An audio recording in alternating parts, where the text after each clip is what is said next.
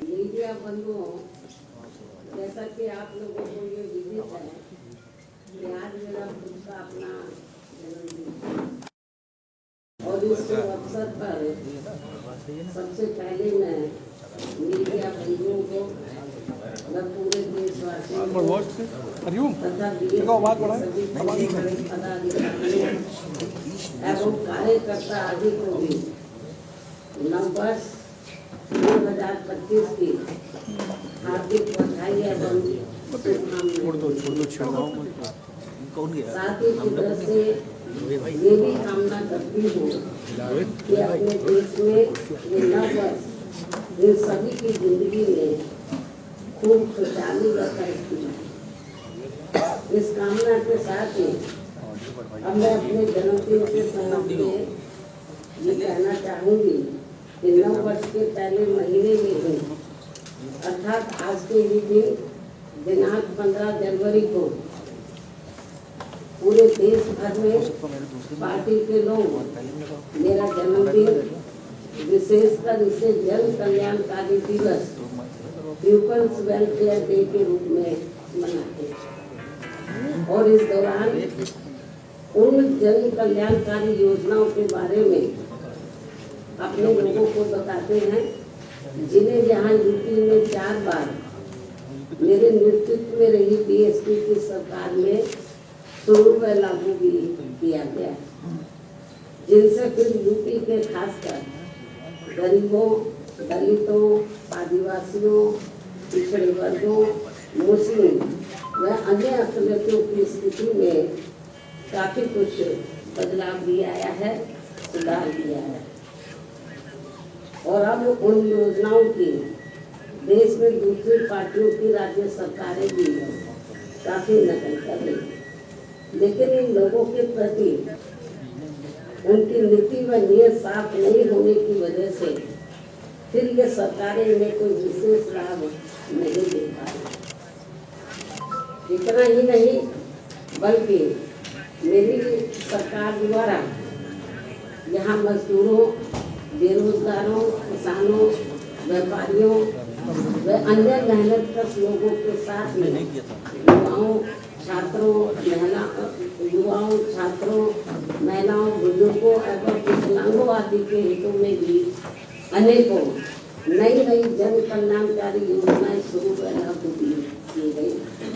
जिनसे उन्हें काफी ज्यादा लाभ पहुँचा है और जिनसे प्रेरित होकर अब पार्टी के लोग या फिर से यूपी में व यूपी की तरह पूरे देश में भी ऐसी ही जन कल्याणकारी सरकार बनाने के लिए पूरे जी जान से लगे। और यदि इसके लिए पार्टी द्वारा किए गए कार्यों के प्रति इनकी पूरी ईमानदारी व निष्ठा आदि होती है तो फिर यही मेरे जन्मदिन पर इनका हमेशा ये विशेष तोहफा भी है। इस उम्मीद के साथ ही अब मैं अपनी पार्टी के ऐसे सभी छोटे बड़े पदाधिकारियों, कार्यकर्ताओं एवं शुभचिंतकों आदि का भी हार्दिक दिल से आभार एवं शुक्रिया अदा करती हूँ जो इसी सोच व धारणा के तहत ही मेरा जन्मदिन मनाए। साथ ही इस अवसर पर परम पूज्य बाबा साहब डॉक्टर भीमराव अम्बेडकर एवं मान्यवर श्री काशीराम जी के कार्यों को आगे बढ़ाने के लिए बीएसपी को पूरे तन मन धन से सहयोग करने का अपना संकल्प भी दोहरा रहे हैं। और अब उनका बढ़ चढ़कर यही नारा है जो आज के दिन जो वो लोग नारा लगा रहे हैं मेरा जन्मदिन मनाने के मौके पर वो नारा लगा रहे हैं कि बाबा साहब का मिशन अधूरा बीएसपी करेगी। मान्य रहेगी, करेगी पूरा खूब लारे उतारे आनंद। जो बड़े बड़े पूंजीपति हो वह धरना सिर्फ उनके धन बल पर नहीं, बल्कि बहुजन समाज के गरीब एवं अन्य स्वाभिमानी मेहनत कर समाज के लोगों के खून पसीने की कमाई के अंशदान से ही पूरा होगा। ये नारा को बनाने या नारा लगाने से काम नहीं करेगा, तो उसके लिए उनको हर क्षेत्र में आपस की करना है। इसके साथ ही अब मैं अपने जन्मदिन के इस खास मौके पर भी देश में विशेषकर अनुसूचित जाति, जनजाति एवं अन्य पिछड़े वर्गों में समय समय पर जन्मे अपने उन सभी महान संतों, गुरुओं व महापुरुषों में भी खासकर महात्मा ज्योतिबा फूले, श्री छत्रपति शाहू जी महाराज, श्री नारायण गुरु,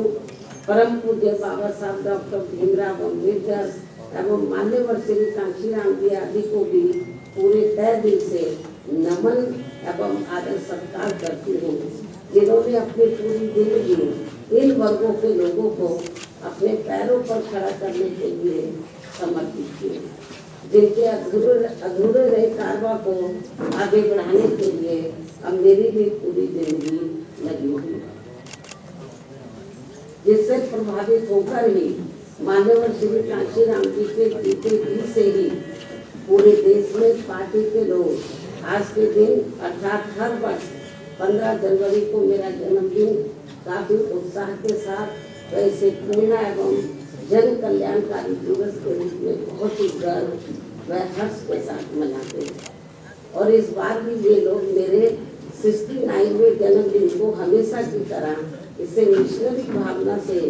जन कल्याणकारी दिवस के रूप में मनाए, जिनकी मैं पूरे तय दिल से आभारी भी हूँ। और इस मौके पर मैं भी अपनी जिम्मेवारी एवं दायित्व को समझते हुए व निभाते हुए अपनी पार्टी व मूवमेंट के हित में पार्टी के लोगों को हमेशा की तरह इस बात की सावधानी के तौर पर उन्हें ये आगाह करना चाहती हूँ कि पिछले कुछ वर्षों से बीएसपी के विशेषकर दलित बेस वोट को कमजोर करने व उसे तोड़ने के लिए अब यहाँ कांग्रेस, बीजेपी, सपा व अन्य जातिवादी पार्टियां भी आए दिन किस्म किस्म के साम, दाम, दंड भेद आदि अनेकों हथकंडे इस्तेमाल कर रही है, जिससे इन्हें कदम कदम पर जरूर सावधान रहना है। हालांकि इस मामले में मैं भी इन्हें समय समय पर काफी सचेत करती रहती हूँ, वरना ये सभी जातिवादी पार्टियां इन्हें कभी भी सत्ता में आसीन नहीं होने देंगी और इसके बिना इन्हें बाबा साहब डॉक्टर भीमराव अम्बेडकर के अथक प्रयासों से भारतीय संविधान में मिले कानूनी अधिकारों का सही से पूरा लाभ नहीं मिल सकता है। खासकर सरकारी नौकरियों में तो इनके आरक्षण को इन्होंने कोर्ट कचहरी की आड़ में काफी हद तक निष्प्रभावी ही बना दिया है। इतना ही नहीं बल्कि SC/ST के साथ साथ OBC वर्गों के लोगों को भी आरक्षण एवं अन्य कानूनी अधिकारों का अभी भी इन्हें पूरा लाभ नहीं दिया जा रहा है। और अब कांग्रेस पार्टी तो सही समय पर आने पर इनके आरक्षण को ही पूरे तौर से खत्म करने में लगी, जिसका ये ऐलान भी कर चुके हैं। ऐसे में कदम कदम पर कांग्रेसी नेताओं द्वारा संविधान को दिखाना व नीले कपड़े आदि पहनकर किस्म किस्म की नाटकबाजी करना, ये सब यहाँ दलितों एवं अन्य उपेक्षित वर्गों के साथ इनका छलावा व ढोंग नहीं है तो और क्या है। इस पर भी इन लोगों को जरूर ध्यान देना है। जबकि देश में बीएसपी मूवमेंट के कारण दलितों एवं अन्य उपेक्षित वर्गों में परम पूज्य बाबा साहब डॉक्टर भीमराव अम्बेडकर एवं उनके निर्मित किए गए मानवतावादी संविधान के प्रति आई जागृति व सत्ता संघर्ष हेतु आई चेतना आदि के कारण अब विशेषकर दलित एवं आदिवासियों के वोटों को हथियाने में इन सभी विरोधी पार्टियों में उनके चहेते बनने की भी काफी होड़ लगी हुई है, किंतु उनका हक छीनने में अभी भी कोई पार्टी पीछे नहीं। अर्थात ये सभी पार्टियां एक ही थैली के चट्टे बटे हैं और जिस प्रकार से जातिवादी सोच व द्वेष के तहत चलकर कांग्रेस पार्टी की सरकारों में बाबा साहब डॉक्टर भीमराव अम्बेडकर सहित बहुजन समाज के अन्य सभी महान संतों, गुरुओं व महापुरुषों का हर स्तर पर उपेक्षा व अनादर किया गया है तथा उनके अनुयायियों की हर स्तर पर अवहेलना की गई है। वह किसी से छिपा नहीं है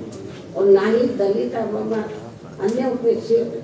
वर्गों के लोग उसे कभी बुला सकते हैं और इस मामले में भाजपा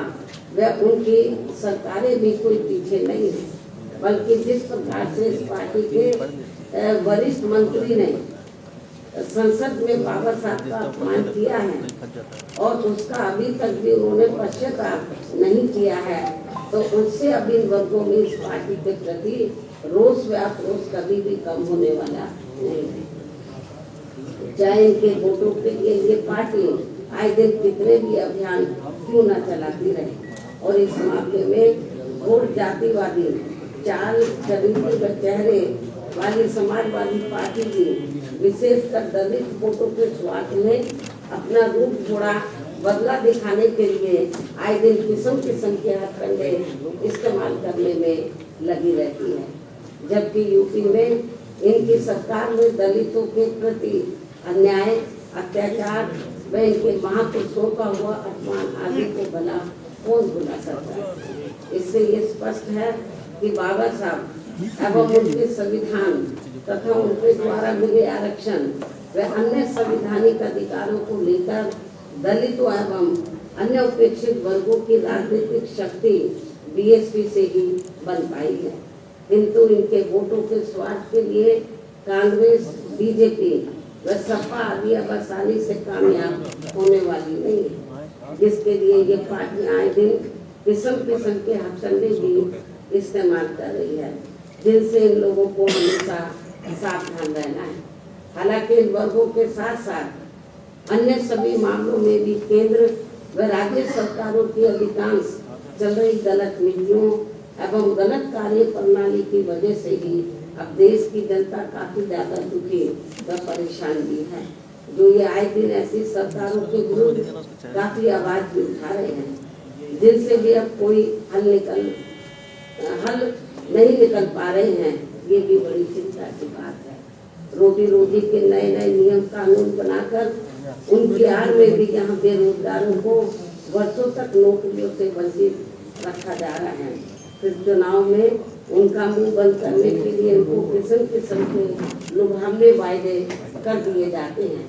जिनसे इन्हें अभी तक कुछ भी हासिल नहीं हो पा रहा है। जबकि यूपी में हमारी पार्टी की 4 बार रही सरकार में हमने खासकर गरीब एवं बेरोजगार लोगों को किस्म किस्म के लुभावने वायदे न करके उन्हें सरकारी व गैर सरकारी क्षेत्रों में बड़ी संख्या में रोटी रोटी के साधन उपलब्ध कराए हैं, जिनसे आप सभी अवगत हैं। लेकिन दुख इस बात का है कि चुनाव में भोली भाली जनता अपनी पार्टी के इन सब कार्यों को भुलाकर विरोधी पार्टियों की गारंटी व लुभावने वायदों आदि के बहकावे में आकर पुनः ऐसी सरकारों को सत्ता में ले आते हैं, जिनकी शुरू से ही कथनी व करने में काफी अंतर रहा है। इसके साथ साथ देश में दलितों, आदिवासियों व अन्य पिछड़े वर्गों को अब खासकर सरकारी नौकरियों में उन्हें आरक्षण का भी पूरा लाभ नहीं मिल पा रहा है, अर्थात अब इनकी ये सुविधा ना के बराबर ही रह गई। मुस्लिम व अन्य धार्मिक अल्पसंख्यक समाज के लोग भी हर मामले में अब अपने आप को काफी असुरक्षित ही महसूस कर रहे हैं, जिससे इनका विकास भी रुका हुआ है। केंद्र व राज्य सरकारों की भी गलत आर्थिक नीतियों के कारण आए दिन देश में गरीबी, बेरोजगारी एवं महंगाई। ये थोड़ा दरवाजा खोल दो, खांसी आ रही है मीडिया को, तो थोड़ा खोल दो। केंद्र व राज्य सरकारों के भी गलत आर्थिक नीतियों के कारण आए दिन देश में गरीबी, बेरोजगारी एवं महंगाई आदि भी काफी ज्यादा बढ़ रही है, जिससे विशेषकर यहाँ गरीब एवं मध्यम वर्ग के लोग सबसे ज्यादा परेशान व दुखी हुए हैं। ऐसे में अब मैं अपने जन्मदिन के मौके पर सर्व समाज के लोगों में से खासकर दलित एवं अन्य उपेक्षित वर्गों के लोगों से यही कहना चाहती हूँ कि इन्हें अपनी सभी समस्याओं से छुटकारा पाने के लिए अब बाबा साहब डॉक्टर भीमराव अम्बेडकर एवं मान्यवर श्री कांशीराम आदि के बताए हुए रास्तों पर ही चलना होगा, वरना इनकी जिंदगी सदियों पुरानी यहाँ गुलाम व लाचारी बनकर रह जाएगी। जिससे बचने के लिए अब इन वर्गों के लोगों को एकजुट होना व सत्ता में आना बहुत जरूरी है। साथ ही इसके लिए इनको कांग्रेस, बीजेपी व अन्य जातिवादी पार्टियों के सभी हथकंडों से भी हमेशा ही सावधान रहना है, जिनके बारे में समय समय पर मैं खुद भी अपने लोगों को सचेत करती रहती हूँ। और अब मेरा यही कहना है कि यदि हमारी पार्टी के लोग हर स्तर पर सावधानी बरतते हुए अपनी पार्टी व मूवमेंट को आगे बढ़ाते हैं, साथ ही समय समय पर जो भी इन लोगों को पार्टी से संबंधित जरूरी कार्य व दिशा निर्देश आदि दिए जाते हैं और यदि वे समय से उन पर पूरी ईमानदारी व निष्ठा से अमल करते हैं और अपनी पार्टी व मूवमेंट को हर चुनौती का मुकाबला करके उसे आगे बढ़ाते हैं तथा सत्ता में भी लाते हैं, तो तभी फिर ये अपने लोग विकसित हो सकते हैं तथा वे आत्मसम्मान एवं स्वाभिमान की भी जिंदगी व्यतीत कर सकते हैं, जो इस समय बहुत जरूरी भी है। इन्हीं जरूरी बातों के साथ ही अब मैं हर वर्ष की तरह इस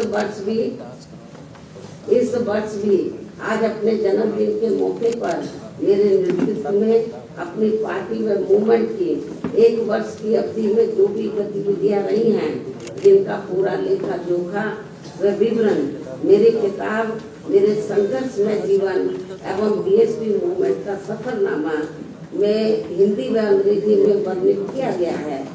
और ये पुस्तक पार्टी से जुड़ रहे खासकर नई युवा पीढ़ी को सही मार्गदर्शन देने का कार्य करेगी तथा इसमें बीएसपी का वास्तविक इतिहास भी निहित है, जो आगे आने वाली पीढ़ी के लिए भी बहुत जरूरी है। और अब मैं इस अति महत्वपूर्ण पुस्तक के बीच में हिंदी व अंग्रेजी संस्करण का विमोचन करूं, लेकिन उससे पहले मैं देश की राजधानी दिल्ली में इस समय यहाँ विधानसभा के लिए हो रहे आम चुनाव में, जिसमें बीएसपी भी पूरी तैयारी व दमदारी के साथ अकेली चुनाव लड़ रही है और जिनसे मुझे ये पूरी उम्मीद है कि इस बार चुनाव में हमारी पार्टी पहले से बेहतर रिजल्ट जरूर लाएगी, बशर्ते यदि ये चुनाव पूरे तौर से फ्री एंड फेयर होता है और ईवीएम में कोई गड़बड़ी व धांधली आदि नहीं की जाती है, जैसा कि अधिकांश पार्टियां इसकी आशंका भी जता रही हैं। साथ ही आप लोगों को ये भी मालूम है कि इस चुनाव में दिल्ली में जो असेंबली का चुनाव हो रहा है, इस चुनाव में कांग्रेस, बीजेपी व आम आदमी पार्टी पूर्व की तरह इस बार भी जनता को अनेकों लुभावने वायदे व गारंटी आगे देकर ये चुनाव लड़ रही है, जिसमें काफी होड़ मची हुई है। जबकि इन पार्टियों ने यहाँ कई बार सत्ता में रहकर अपने किसी भी चुनावी वायदे को पूरा नहीं किया। इतना ही नहीं बल्कि दिल्ली में अपनी रोटी रोजी के लिए बड़ी संख्या में खासकर नजदीक के राज्यों से और उसमें भी यूपी व बिहार से आकर अधिकांश झुग्गी झोपड़ियों में बसे लोगों के साथ तो यहाँ इन सभी विरोधी पार्टियों की नई सरकारों ने हर स्तर पर इनके साथ काफी सोचेला रवैया अपनाया है। कोरोना काल में तो इनके साथ काफी बुरा बर्ताव किया गया है, जिसकी जानकारी आप सभी को है। इसके साथ ही दिल्ली के गवर्नेंस को लेकर आप पार्टी की दिल्ली सरकार व केंद्र सरकार भी कोई कम नहीं है और कांग्रेस पार्टी तो इन दोनों की जननी है, जबकि व्यापक जनहित व जन कल्याण के मामले में सर्व समाज का हित बीएसपी में ही निहित व सुरक्षित है, ये सभी जानते हैं। और इसलिए दिल्ली विधानसभा चुनाव में सभी लोग बहुत सोच समझकर अपना वोट करें तो ये उचित हो। हालांकि दिल्ली के करोड़ों लोगों की रोटी रोजी, हर प्रकार की सुख शांति, कानून व्यवस्था व अन्य बुनियादी सुविधाओं संबंधी देखभाल आदि के मामलों में केंद्र व दिल्ली राज्य सरकार की अलग अलग कानूनी जिम्मेदारियां हैं, जिसके अभाव को लेकर कोई सरकार अपने आप को दोष मुक्त नहीं कर सकती है। इसके बावजूद संकीर्ण राजनीति व चुनावी स्वार्थ के कारण आप व भाजपा आदि का रवैया जन व देश हित से परे गंभीर आरोप प्रत्यारोप व दूसरे को जन विरोधी साबित करने का ही इरादा है। साथ ही आए दिन की जा रही नफरती व भड़काऊ पोस्टरबाजी आदि पर चुनाव आयोग को तत्काल सख्त कार्रवाई करनी बहुत जरूरी है तथा इस चुनाव को आप भाजपा व कांग्रेस के लुभावने वायदों आदि से भी बचाना होगा। ऐसे में दिल्ली की जनता अगर आप व केंद्र सरकार एवं कांग्रेस पार्टी आदि से मुक्ति चाहती है तो उनको बड़े सुधार की तरफ अर्थात अम्बेडकरवादी बीएसपी को चुनाव में समर्थन करना व उसके उम्मीदवारों को जिताना बहुत जरूरी है। तभी फिर भारतीय संविधान के मूल निर्माता व खासकर SC, ST व OBC वर्गों के मसीहा परम पूज्य बाबा साहब डॉक्टर भीमराव अम्बेडकर के अथक प्रयासों से इन्हें सरकारी नौकरियों में व अन्य और क्षेत्रों में मिले कानूनी अधिकारों का भी यहाँ दिल्ली में पूरा लाभ नहीं मिल पा रहा है। इन्हीं की तरह ही यहाँ मुस्लिम समाज व अन्य अकलियतों की भी स्थिति कोई खास ठीक नहीं है। इसलिए अब इन लोगों को यहाँ से सभी विरोधी पार्टियों को फिर से आजमाने की जरूरत है, अर्थात अब इन्हें सत्ता में आने से जरूर रोकना होगा, बल्कि इसके स्थान पर इन्हें यहाँ सर्वजन हिताय व सर्वजन सुखाय की नीतियों एवं सिद्धांतों पर आधारित अपनी एकमात्र विदेशी पार्टी बीएसपी को ही कामयाब बनाना जरूरी है। जो हमारी ये पार्टी यूपी में बीएसपी की 4 बार रही सरकार की तरह ही यहाँ दिल्ली में भी सर्वजन हिताय व सर्वजन सुखाय की नीतियों एवं सिद्धांतों पर आधारित ही सरकार चलाएगी, जिसके लिए मेरे दिशा निर्देशन में यहाँ पार्टी के यानी कि दिल्ली में,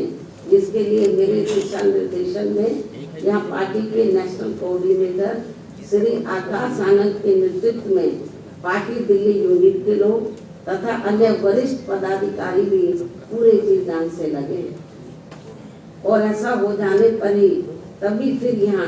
बाबा साहब डॉक्टर भीमराव अम्बेडकर एवं बीएसपी के जन्मदाता व संस्थापक मान्यवर श्री काशीराम जी का भी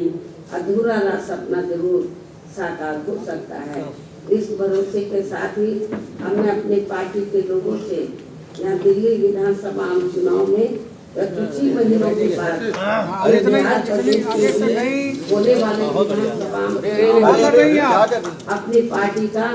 बेहतर रिजल्ट लाने की पुरजोर अपील करती हूँ। और ऐसा हो जाने पर फिर आज ही इनका मेरे जन्मदिन पर खास तोहफा भी होगा।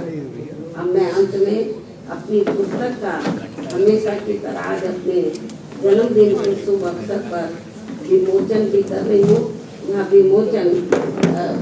अब मैं कर रही हूँ तो मीडिया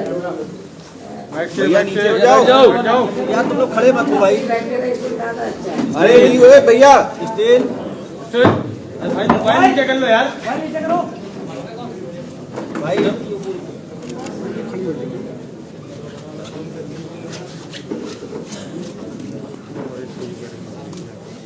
अरे नीचे रहो भाई, मोबाइल नीचे कर लो।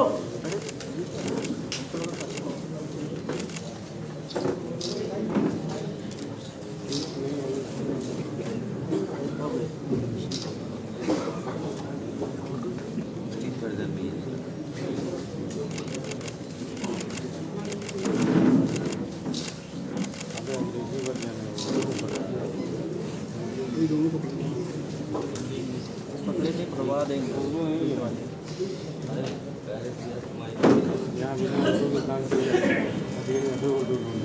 आप दोनों को जोड़ लेना, एक्सपर्ट हैं आप लोग। जी जी इधर की उधर यदि मीडिया बंधुओं के कुछ जरूरी सवाल हैं तो वे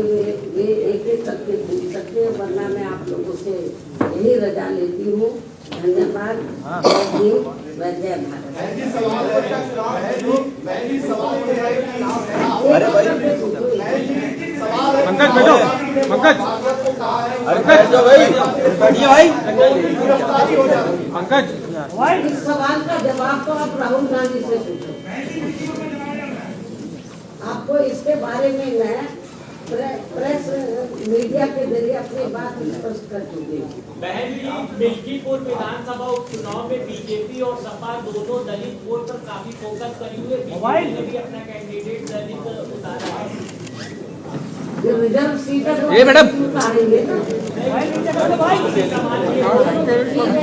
अरे भाई क्या कर रहे हो भाई?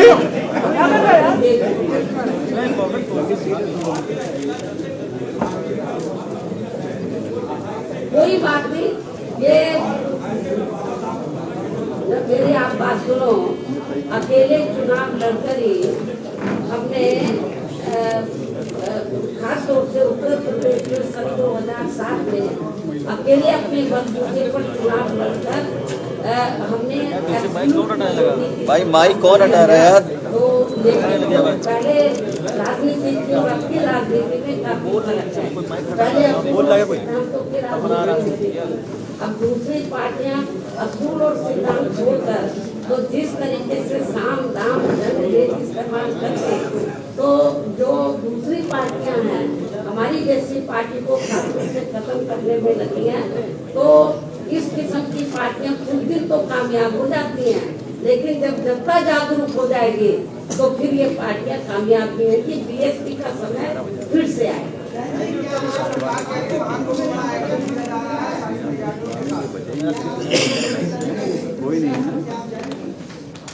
पहले ये जो कुंभ का जो महाकुंभ का जो स्नान है या मेला जो लगा हुआ है, इसके बारे में लोगों की अपनी अपनी आस्थाएं होती है। तो जो आस्था रखता वो लोग जा रहे हैं, तो मुझे इसके बारे में क्या बोलना है? इसमें कोई निमंत्रण थोड़ी ना दिया जाता है। मेरा सवाल ये है, ये तो अपनी अपनी आस्था होती है। ये सवाल ये है, आप इंडिया अलायंस का आप भविष्य देखती हैं अभी भी? इंडिया अलायंस का भी कोई भविष्य देखती है? ठीक है, धन्यवाद।